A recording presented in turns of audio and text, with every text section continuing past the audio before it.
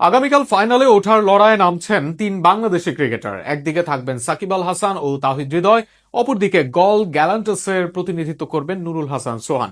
ফাইনালে যাওয়ার লড়াইয়ে দুই দলই একাদশে রাখবে শক্তিশালী মুখ। সেখানে কার একাদশ হতে পারে বেশি শক্তিশালী, দুই দলের লড়াইয়ে কারা থাকবেন এগিয়ে, তা নিয়ে থাকছে প্রতিবেদন। লঙ্কা প্রিমিয়ার লিগে চলছে বাংলাদেশি ক্রিকেটারের দাপট। সাকিব আল হাসান পুরো আসর জুড়ে ধারাবাহিক পারফরমেন্স দিচ্ছেন আর সুযোগ পেয়ে হৃদয় দেখাচ্ছেন নিজের ফিনিশিং এর দক্ষতা। এই দুয়ের কল্যাণে টেবিল টপারের খেতাব অর্জন করে জাফনা কিংস। অপরদিকে টেবিলের 2 নম্বরে থাকে আরেক বাংলাদেশি নুরুল হাসান সোহানের দল গল গ্যালান্টাস। আগামীকাল মুখোমুখি লড়াই নামবে এই দুটি দল। জাফনার একাদশে আছে তারকার মেলা। দেশি ও বিদেশি দুই দিকেই বেশ ভারসাম্যপূর্ণ দল। ওপেনিং এ দলের ভরসার নাম কামিল মিশারা ও আভিষ্কা ফার্নান্ডো।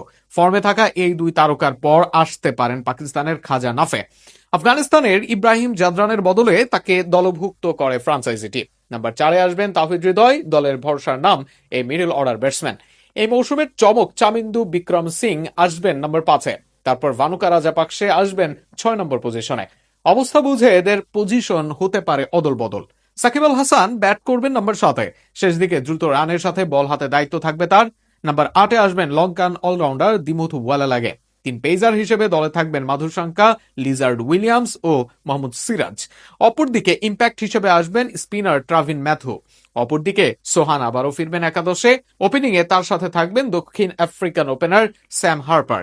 নাম্বার 3-এ আসবেন চারিতা আসালাঙ্কা।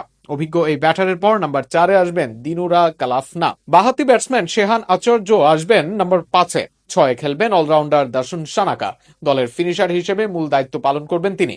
নাম্বার 7-এ আসবেন আরেক pace bowling allrounder Chamika Karunaratne.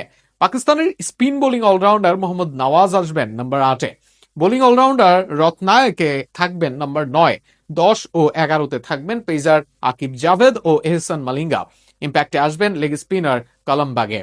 সব মিলিয়ে ফাইনালে যাওয়ার লড়াইয়ে দুই দলই পাবে শক্তিশালী একাদশ। তবে এবার দেখা যাক এই লড়াইয়ে কে জেতে আর কে হারে। তবে যেই জিতুক বা হারুক, ফাইনালে থাকবেনই এক বাংলাদেশি। আর সেখানে জয় পরাজয় ছাপিয়ে বাংলাদেশিদের ভালো পারফরমেন্স দেখতে চায় দেশের ক্রিকেট ভক্তরা।